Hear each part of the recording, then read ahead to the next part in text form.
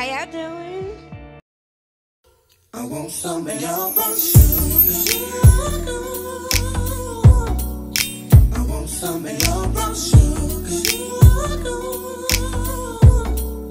I want some of. Hello, beautiful people. Welcome back to my channel. This is Brownsugar Commentary, and I'm your girl, Kayla.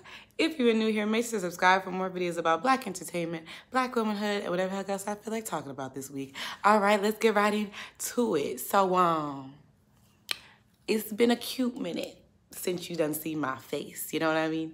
Like, it's been about a month, I want to say, since I made a video. My last video is on the VMAs. If you haven't watched it, check it out. But yeah, it's been a cute minute, and I can explain why. As you can see in my previous two videos, I filmed it in my car because I moved to Georgia in August, and September was a crappy month. Like, it was a crappy month. It was all over the place. And the reason why I was filming my car because I was getting stuff together in the apartment that me and my mother originally was moving into. It didn't work out. It didn't work out. That's a very long story, but long story short, we had to get up out of there. We had to get up out of there, go to another apartment complex. So now I had to, because my mother is still in New York, so I had to, me and my brother had to move all the stuff we currently had to this apartment. And then on top of that, I got sick. I had a stomach virus. So I was pretty much down for like 2 weeks. And yeah, and just life and anxiety and all types of emotions I was feeling. So I wasn't really like at my 100% to film, and I don't want to do anything if I'm not 100% in it, because it will definitely show in my energy. But we're here now. So I'm in a new place. It's real cool. It's real great. I don't know if I'm going to be filming here all the time. I might be filming in my room. I might be filming in the guest room. I don't know. But until then, we're probably going to be up here with it. Yeah. So hopefully we will have no more delays in videos, all right? We'll give you weekly content every week, all right? Second thing is, September marked a year since Brownsugar Commentary became a channel, and that is crazy. This whole year went by super fast. To think that it was a year ago when I started doing this is crazy because it feels like yesterday. But for all of y'all out there that are subscribed, that watch my videos, that have shared, commented, liked, reached out to me on social media, y'all are awesome. Keep being awesome. We're gonna keep it going. Yeah, also, I don't know if I mentioned this in another video, but I also reached 200 subscribers rather recently, which was amazing because my goal was just to get 100. And now, you know, to get 200, that is super awesome. And I know it's only gonna go up from here. So hopefully y'all will stay here for the ride, okay? Now, let's really get into it. So to mark the 1 year anniversary of Brownsugar Commentary, I decided to revisit my very first video on this channel, which was talking about the erasure of Black girls on Netflix. And that video I made because I was on Twitter and I saw a picture of what the girls looked like on 90s, early 2000s sitcoms, what Black girls looked like then, and what Black girls look like on Netflix currently. And the difference was just so striking. Like, it really had me like, wow, like, this is real life.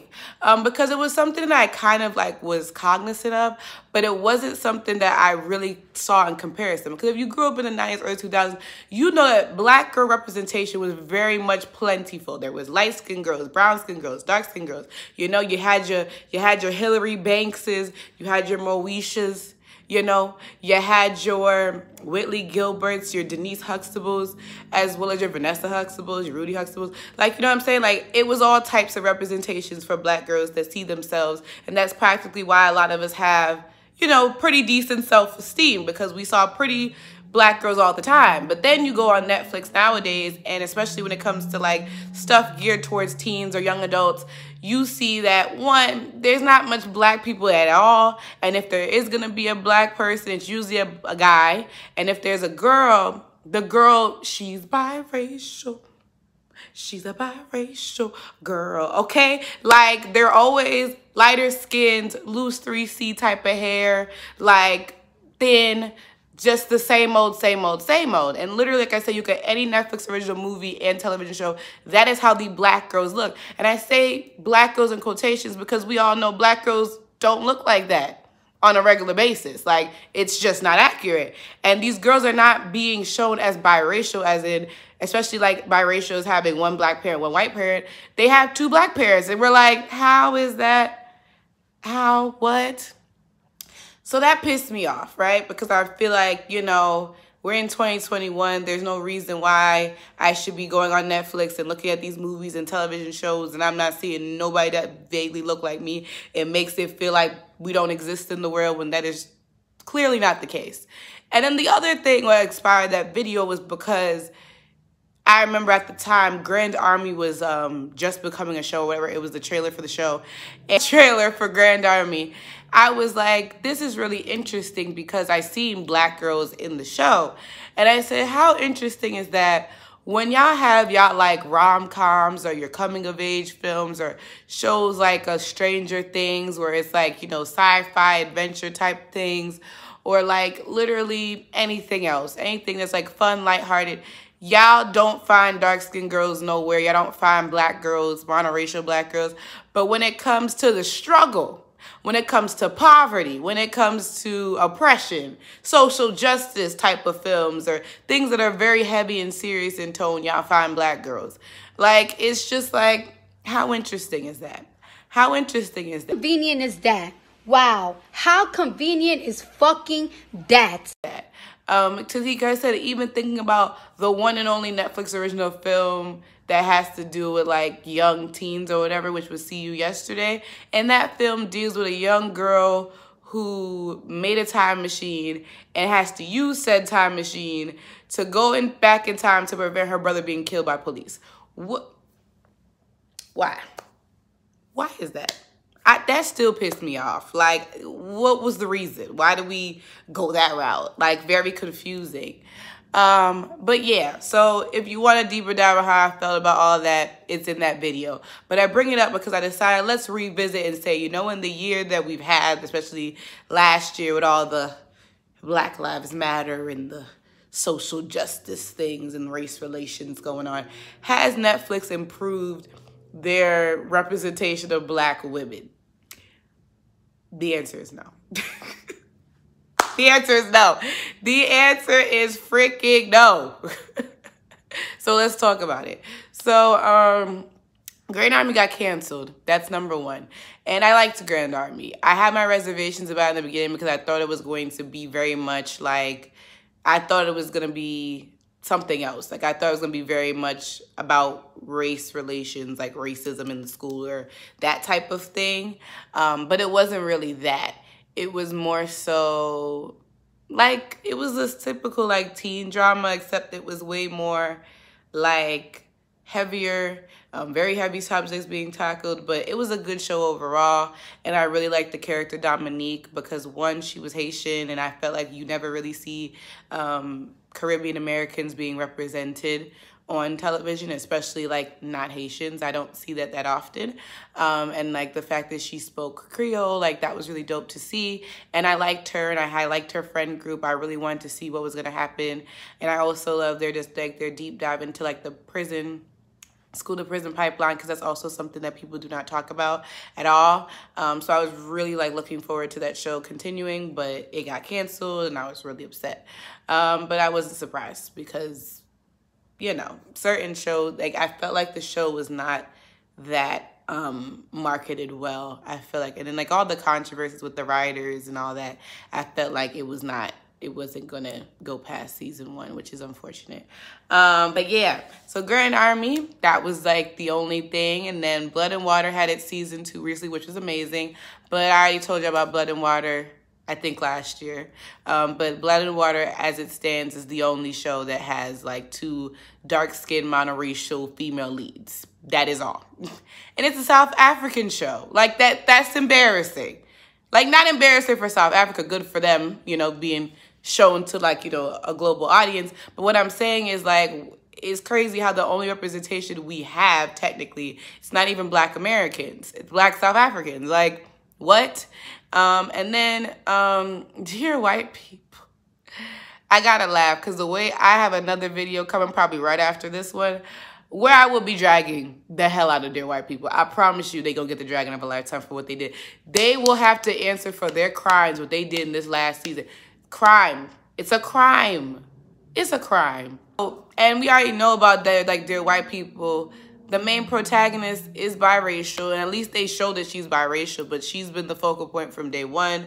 And like the other two darker skinned main characters, Coco and Joelle, are pretty much background characters. And like, while they get some to do in the last season, it's not enough for me. It's too little too late, and I still don't feel like they got a proper whatever. Like, it took y'all too long to give them something. Like, I feel like Coco got a little bit more than Joelle, but still not good enough. Not good enough at all. And then you have all these, like, there's like, Netflix is doing a lot with this, it's like black family sitcoms, I guess you can call them. And I'm not impressed, because once again, none of the main, like, the mothers in these shows are dark-skinned. You have, I remember a couple years ago, it was like that All About the Washington shows with Rev Run and his wife. And obviously, Rev Run's wife is not dark-skinned. And they didn't have any dark-skinned children. So there's that. But that show got canceled. Then you got, obviously, Mr. Kenya Barris, the king colorist himself. You already know he's never going to have a dark-skinned wife or a dark-skinned lead in his shows. Tika was the only one, and then Mixed This got canceled. So that's the best y'all going to get. Like, he was like, here you go. Like, but yeah, but he has the show, the Black AF show. No dark-skinned peoples in there because, you know, that's how he roll. I have a video about Mr. Kenya. If you haven't checked it out, definitely check it out. Then you have, what else do we have? We have Family Reunion with T and them. Once again, no dark skins other than Loretta Devine, who, you know, is the grandmother, I'm assuming, on that show.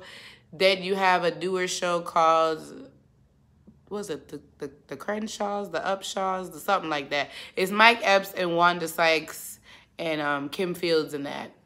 Once again, no dark-skinned people in that one. And I think Jamie Foxx had a show, and the daughter was light-skinned. So, I mean, he has light-skinned daughters in real life, but, like, once again, like, I don't care. I'm not interested. I don't want to see it. Sorry. I think that show also got canceled. But what I'm saying is none of these shows are enticing to me because, once again, there's no reason why y'all have shows about black families and there's no dark-skinned people. Because even if two light-skinned people can make a dark-skinned baby, it's possible.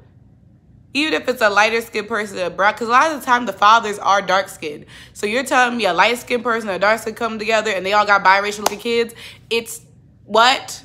What is that? And I find it also interesting that somebody made an observation. This has been going on since the 90s as well, where, like, they will do this thing where the sons will always be dark-skinned or at the very least brown skin, and the daughters will always look light or biracial. Like, and it's like, or biracial. It's not even, like, light-skinned. Like, no. They look like they're mixed with something. And it's interesting because it definitely goes into a deep dive about what we think about dark-skinned people and masculinity, and how we associate lighter skin with femininity. And that is why I think most of these shows do not opt for the daughters to be the darker skinned person in the family. That's a conversation. It's a conversation. It's a conversation. But yeah, but at least, like I said, in previous shows, at least you can say there was always, if there's a light-skinned daughter, there was always like a dark-skinned daughter as well if there's multiple kids like that. Nowadays, like I said, there's none. Like, if there is a darker-skinned son, the daughter is going to be biracial looking. That's just what it is. And even to go a step further into other, like, Netflix shows, like, I like the show Never Have I Ever. That's a really good show. But the thing that annoys me, like, while I'm happy that the main character, who is East Asian, I want to say,